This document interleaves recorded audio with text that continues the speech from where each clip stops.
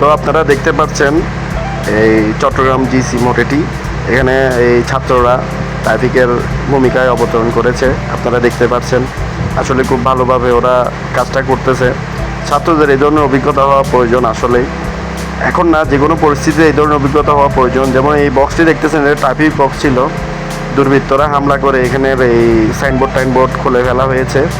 এখন ছাত্ররা যখন ট্রাফিকের কাজগুলো করতেছে, তাই তারা এই ট্রাফিক বক্সটিতে অবস্থান করছে। এখন এখান থেকে দিক নির্দেশনা দিচ্ছে, ডিউটি কিছুক্ষণ পর টাইম টু টাইম ডিউটি পাল্টিয়ে তারা ডিউটিগুলো করছে।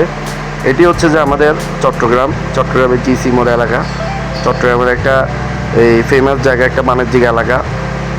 এক হচ্ছে যে আগ্রাবাদের পরে হচ্ছে জিসি মোড়ের অবস্থান।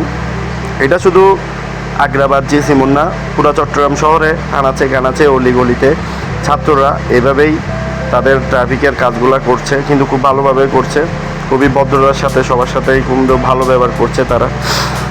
তো এই বাকিগুলো আপনাদেরকে জানানোর চেষ্টা করব কী হবে।